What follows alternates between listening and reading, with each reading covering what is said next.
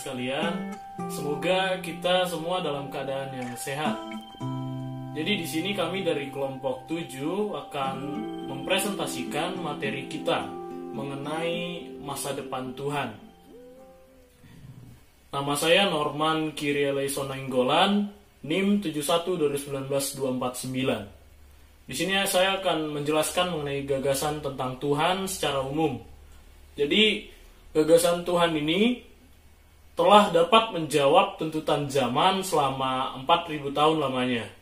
Tapi pada abad kita ini, semakin banyak orang yang menikmatinya, tidak lagi terasa manfaatnya bagi mereka. Dan ketika sebuah hasil pemikiran keagamaan kehilangan fungsinya, ia juga akan terlupakan. Mungkin di sini Tuhan memang merupakan gagasan masa silam. Akan tetapi, telah kita saksikan juga bahwa nggak semua orang beragama berpaling kepada Tuhan untuk mendapatkan penjelasan tentang alam. Banyak yang memandang dalil-dalil itu sebagai pengalih perhatian. Sains juga dirasa mengancam hanya karena orang Kristen Barat yang memiliki kebiasaan membaca kitab suci secara harfiah dan menafsirkannya seakan-akan doktrin itu merupakan fakta objektif. Dan para ilmuwan dan filosof juga sampai-sampai tidak menyisakan ruang lagi bagi Tuhan dalam sistem mereka. Biasanya mereka itu menyebut Tuhan sebagai sebab pertama, sebutan yang akhirnya ditinggalkan oleh orang Yahudi, Muslim, dan Kristen selama abad pertengahan. Tuhan yang lebih subjektif yang mereka cari tidak mungkin dibuktikan. Sekian dari saya, selanjutnya akan dijelaskan oleh teman saya. Oke, teman-teman, yang selanjutnya itu adalah menurut para ahli, yaitu di mana yang pertama tokoh Max Horkheimer, di mana dia berasal dari Jerman, dari Marshat Frankfurt. Dia juga memandang bahwa Tuhan itu adalah sebagai cita-cita penting dengan cara menggunakan para nabi. Apakah dia ada atau tidak, ataukah kita beriman kepadanya, itu merupakan bukanlah sebuah persoalan. Tetapi tanpa ide tentang Tuhan, takkan ada makna, kebenaran atau moralitas mutlak. Etika hanya menjadi soal selera, rasa atau perilaku. Tanpa ide tentang Tuhan, politik dan moralitas akan menjadi pragmatis dan licik, tidak bijak. Jika ada yang mutlak, tak ada alasan untuk tidak bermusuhan dan bahwa perang lebih buruk daripada damai. Agama pada dasarnya merupakan perasaan batin bahwa ada Tuhan. Salah satu impian kita yang paling awal adalah kerinduan akan keadilan. Agama merekam aspirasi dari gugatan manusia di hadapan penderitaan dan kekeliruan. Agama membuat kita sadar akan keterbatasan kita. Kita membuat semua berharap ketidakadilan di dunia segera berakhir. Tetapi teman-teman, dalam kenyataannya bahwa orang tidak memiliki kepercayaan keagamaan konvensional terus kembali kepada tema-tema sentral yang telah kita temukan dalam sejarah Tuhan. Namun demikian, selama paruh kedua abad, konsep Tuhan personal yang campur tangan dengan kerajaan alam atau menjadi objek alamiah di samping itu sebuah wujud antara wujud-wujud yang lain. Mungkin yang lebih tinggi, meskipun demikian tetap terwujud. Ini jelas bukan hanya merusak sistem fisikal, melainkan juga merusak setiap gagasan bermakna tentang Tuhan. Oke teman-teman, selanjutnya akan ditambahkan oleh teman saya. Terima kasih. Menurut Feuerbach, gagasan tentang Tuhan secara umum yaitu menyatakan bahwa Tuhan dalam agama adalah produk kesadaran manusia. Dalam tulisan ini, penulis ingin mengetahui bagaimana Feuerbach sampai pada gagasan tersebut. Pertama-tama, penulis menunjukkan mengapa Feuerbach mendiskusikan persoalan agama. Selanjutnya akan ditunjukkan bagaimana Feuerbach sampai pada gagasan bahwa Tuhan adalah hasil dari kesadaran manusia yang berhadapan dengan keterbatasan kodrati ketika ia berhasrat untuk mencapai kebahagiaan. Dengan itu ditemukan oleh Feuerbach bahwa kualitas supranatural Tuhan hanyalah merupakan proyeksi dari kualitas kodrati manusia itu sendiri. Meski demikian, seorang religius tidak sadar akan proyeksi diri yang dilakukannya terhadap Tuhan karena peran imajinasi, perasaan, dan teologi. Tulisan ini mencoba memaparkan mengapa hal itu terjadi. Pada akhirnya penulis akan menyampaikan beberapa tanggapan terhadap klaim Feuerbach tentang Tuhan. Perkenalkan, nama saya Detrin Disimnasi, NIM 71-2019-045. Di sini saya akan membahas menurut Marquis Ernst Bloch. Menurut Marquis, memandang ide tentang Tuhan sebagai sesuatu yang alamiah. Seluruh kehidupan manusia diarahkan ke masa depan, tetapi kita sebagai manusia belum menerima atau belum mensyukuri apa yang sudah kita miliki, atau sesuatu yang belum sempurna dan belum selesai. Hal-hal inilah yang membantu kita untuk berpikir dan berkembang pada setiap tahapan kita, dan kita juga menyimak diri kita sendiri agar kita dapat berkembang pada setiap tahapan hidup kita ke depannya. Dan ilham kita pun ingin menyimak apa yang akan datang. Meskipun Marquis menolak agama, tetapi Marquis memahami bahwa di mana ada pengharapan, di situ ada agama. Nama saya Tiara Zamzami, NIM saya 71-2019-204. Di sini saya akan membahas mengenai transendensi Tuhan. Jesuit Karl telah mengembangkan teologi yang lebih transendental, di mana memandang Tuhan sebagai misteri yang tertinggi dan Yesus sebagai manifestasi bagi apa yang dapat diraih oleh manusia. Bernard Lonergan juga menekankan arti penting dari transendensi dan pikiran sebagai lawan dari pengalaman. Akal semata tidak bisa mencari visi yang dicarinya. Di sini, akal selalu tersandung dengan penghalang pemahaman yang menuntut perubahan pada perilaku manusia. Manusia mendapatkan dorongan menjadi cerdas, bernalar, bertanggung jawab, serta mencintai, sehingga watak dasar dari manusia itu menuntut kita untuk mentransendensikan diri kita pada saat ini. Hal ini memberikan petunjuk keberadaan yang disebut sebagai Tuhan dalam hakikat manusia. Balthasar meyakini bahwa mencari Tuhan di dalam logika dan abstraksi harus berpaling kepada seni. Seperti wahyu Katolik bersifat inkarnasional, Balthasar di sini menunjukkan bahwa orang Katolik telah melihat Tuhan dalam bentuk manusia. Penekanan mereka terhadap keindahan dalam gerak ritual, drama, dan dalam karya seniman besar Katolik menunjukkan bahwa Tuhan ingin ditemukan melalui indera dan tidak hanya ditemukan melalui akal dan bagian yang lebih abstrak dari manusia. Di dalam Islam juga syariati memberikan gambaran, yaitu ketika orang Muslim pergi haji dan mereka telah mencapai Ka'bah. Kemudian mereka menyadari bahwa tempat suci itu kosong, karena di sini Ka'bah menjadi saksi pentingnya kita mentransendensikan seluruh ungkapan manusia tentang yang ilahi, yang tidak boleh menjadi tujuan akhir. Ka'bah juga tidak memiliki dekorasi dan berupa kubus yang sederhana saja. Di sini mewakili bahwa Tuhan tidak berbentuk dan tidak berwarna, tanpa keserupaan, sehingga bentuk atau kondisi apapun yang dipilih, dilihat, dan dibayangkan oleh manusia itu bukanlah Tuhan. Shalom teman-teman, nama saya Eswi Kristis Adi Kaspitai, NIM saya 71-2019-051. Nah, di sini saya akan membahas tentang wilayah keberadaan Tuhan. Ada seorang ahli teolog asal Swiss yang bernama Van Urs von Balthasar. Dia mengatakan bahwa alih-alih kita mencari Tuhan di dalam logika dan abstraksi, kita harus berpaling kepada seni agar kita bisa menemukan Tuhan.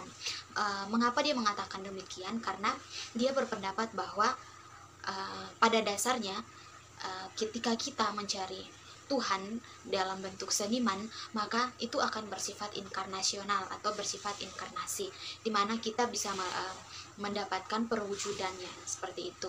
Sehingga dari hal ini dalam bukunya dia mengatakan bahwa orang-orang Katolik, dia mengambil contoh dari orang-orang Katolik, sehingga dia mengatakan bahwa orang-orang Katolik telah melihat Tuhan dalam bentuk manusia. Nah, dalam bentuk manusia ini dalam artinya seperti ini teman-teman, di mana orang Tuhan dengan mereka melihat pada keindahan gerak ritual mereka melalui drama mereka, ataupun yang lebih utama yaitu mereka bisa melihat Tuhan melalui karya-karya seni yang dihasilkan oleh para seniman-seniman besar dari orang Katolik seperti itu. Sehingga dari situ Balthasar ini dia menunjukkan bahwa Tuhan bisa ditemukan melalui indera, sehingga tidak hanya ditemukan melalui akal atau secara abstraksi, tetapi Tuhan bisa ditemukan juga melalui indera. Dari hal ini Martin Buber, seorang ahli juga, dia memiliki visi yang sama dengan Hans ini. Nah, dari hal ini, dari buku yang kami baca atau dari buku yang menjadi sumber referensi kami itu, yaitu bukunya Karen Armstrong, di dalamnya dia mengatakan bahwa agama secara keseluruhan itu merupakan suatu perjumpaan dengan Tuhan yang secara personal, yang hampir selalu hadir dalam pertemuan kita dengan sesama. Sehingga dari definisi yang telah saya sampaikan itu, maka ada dua wilayah keberadaan Tuhan, yakni aku dia. Dalam artinya wilayah aku dia ini adalah wilayah hubungan kita antara kita dengan Tuhan itu sendiri, sehingga kita menjadikan Tuhan itu sebagai subjek atau objek. Sedangkan wilayah yang kedua yaitu wilayah aku engkau, itu kita berhubungan dengan sesama, di mana kita menjadikan sesama itu seperti sebagai tujuan seperti diri kita sendiri. Sekian. Saya Yos Setiawan akan membawakan fundamentalisme. Fundamentalisme adalah sejenis religiusitas atau salah satu bentuk religiusitas dengan spiritualitas yang sangat politis dan senantiasa berpandangan harafiah dan tidak bertoleran. Fundamentalisme dalam agama-agama besar dunia seperti Islam, Kristen, dan Yahudi berkembang pesat tahun 1970-an. Kaum fundamentalis Kristen mengempanyekan penghapusan hukum aborsi dan pengetatan aturan moral dan sosial. Tokoh fundamentalis Jerry Falwell mencapai kekuatan politik yang mencengangkan selama tahun-tahun pemerintah Reagan. Evangelis lain semacam Maurice Cerullo berpegang pada perkataan Yesus secara harafiah, percaya bahwa mukjizat merupakan sendi keimanan yang esensial, bahwa Tuhan akan mengabulkan apapun yang diminta dalam doa seorang yang beriman. Corinne Urquhart, seorang fundamentalis di Inggris, juga membuat pernyataan yang sama. Kaum fundamentalis Kristen tampaknya tidak terlalu memedulikan seruan cinta kasih Kristus. Mereka cepat mengutuk orang-orang yang mereka anggap sebagai musuh Tuhan. Kebanyakan mereka memandang kaum Yahudi dan Muslim telah ditakdirkan masuk neraka.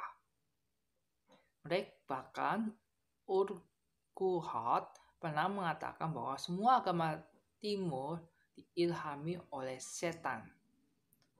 Di dunia Muslim terdapat perkembangan serupa yang banyak dijadikan objek publikasi di Barat.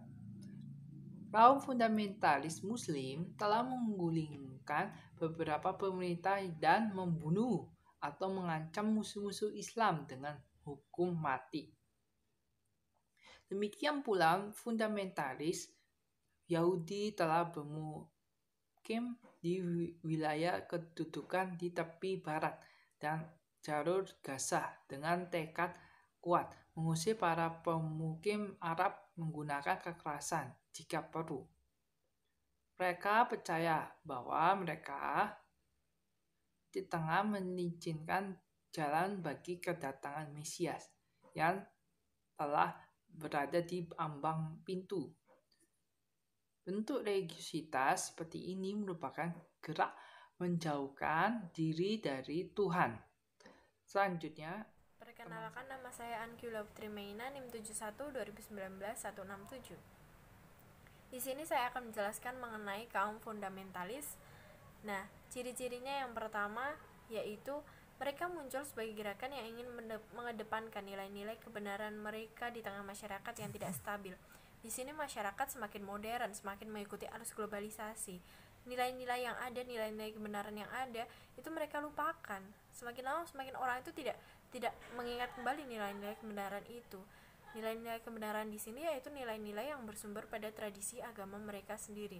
Nah, di sini kaum fundamentalis itu muncul untuk kembali menegakkan nilai-nilai kebenaran tradisi agama mereka sendiri.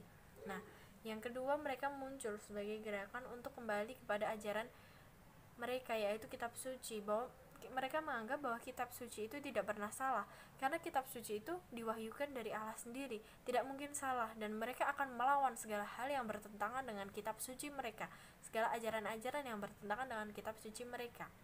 Yang ketiga, muncul sebagai gerakan yang memiliki kesamaan dengan ortodoksi. Nah, ortodoksi di sini kesamaannya dengan kaum fundamental yaitu mereka menegakkan ajaran kitab suci mereka, menegakkan ajaran mereka, menegakkan ajaran nilai-nilai kebenaran mereka, sama-sama menegakkan, persamaannya ya. Mereka sama-sama menegakkan. Tapi perbedaannya kalau kaum fundamental itu menegakkan di tengah masyarakat yang tidak stabil, yang semakin lama mengikuti arus perkembangan zaman, arus globalisasi. Kalau ortodoksi itu masyarakat yang memang stabil, yang menentu. Nah, kemudian yang keempat, mereka muncul sebagai gerakan yang percaya akan datangnya kerajaan 1000 tahun atau akhir zaman. Mereka percaya bahwa ada akhir zaman. Mereka percaya bahwa pada akhir zaman itu ada penghakiman antara mereka yang akan masuk kerajaan surga atau yang tidak. Nah, mereka menguatkan kembali dalam kegiatan-kegiatan yang bersifat menekankan kepada pewartaan mengenai kitab suci, ajaran-ajaran nubuat-nubuat Tuhan maupun tanda-tanda akhir zaman ini, nubuat-nubuat Tuhan. Mereka tekankan kembali. Jadi mereka ingin menekankan untuk kita berpegang teguh kepada ajarannya, untuk semakin mempercayai kitab suci masing-masing dari kaum fundamentalis ini. Kitab suci misalnya kaum fundamentalis Kristen, fundamentalis Islam, fundamentalis Hindu, Buddha, dan lain-lain sebagainya. Mereka percaya kepada mereka masing-masing, harus percaya bahwa harus melakukan yang ada di kitab suci itu agar mereka bisa masuk kerajaan surga di akhir zaman. Kemudian yang kelima, muncul sebagai gerakan yang bersifat separatis. Di sini mereka itu istilahnya menghindari hal-hal yang bersifat keduniawian. Nah, keduniawian di sini misalnya mereka tidak minum minuman keras, mereka menentang perjudian dan lain sebagainya yang bertentangan dengan kitab suci mereka. Nah, dengan keluarga, misalnya keluarga mereka sendiri melakukan hal tersebut, atau teman-teman mereka atau siapapun yang dekat dengan mereka, mereka tidak akan segan-segan untuk menjauhi hal tersebut karena bertentangan dengan iman mereka. Jadi kaum fundamentalis ini tidak terbuka terhadap siapapun, mereka harus semakin menyeleksi, semakin selektif. Nah, kemudian yang terakhir, mereka muncul sebagai gerakan yang terlibat juga dalam kegiatan-kegiatan politik. Nah, mereka terbuka juga dengan kegiatan politik karena untuk semakin ini loh kaum fundamental seperti ini, kita harus menegakkan agama kita loh, kaum fundamentalis seperti itu. Jadi mereka tidak tertutup terhadap masalah-masalah politik. Contohnya di Amerika Serikat, kaum fundamentalis itu terlihat aktif dalam melawan teori dari evolusi Charles Darwin dan mendukung gerakan anti komunisme di tahun 1950. Nah, itu adalah ciri-ciri kaum fundamentalis. Terima kasih. Saya Raditya Ari Nugraha, NIM 71 2019 149 Saya akan melanjutkan di analisa kelompok kami, yaitu di analisis kritis. Di masa sekarang ini, agama telah kehilangan fungsinya. Agama membuat kita lebih percaya akan adanya sosok ilah atau Tuhan. Namun seiring dengan berjalannya waktu, persoalan demi persoalan akan kebenaran mutlak eksistensi ketuhanan banyak dipertanyakan. Kepercayaan akan Tuhan pun sedikit demi sedikit mulai memudar, dan masa depan bagi kepercayaan akan Tuhan mulai dipertanyakan. Akankah kepercayaan ini bisa bertahan sampai musnahnya peradaban manusia, atau hilang di tengah jalan dimakan oleh perkembangan zaman yang semakin maju ini? Meskipun begitu, agama masih merupakan hal yang amat penting bagi kehidupan umat manusia sehari-hari, dan manusia pun juga perlu untuk beriman kepada Tuhan yang Maha Hidup, karena agama membuat kita lebih sadar akan keterbatasan diri kita, dan agama pun mampu menjadi fokus utama di dalam mengisi kekosongan hati manusia untuk meraih kehidupan yang lebih bermakna.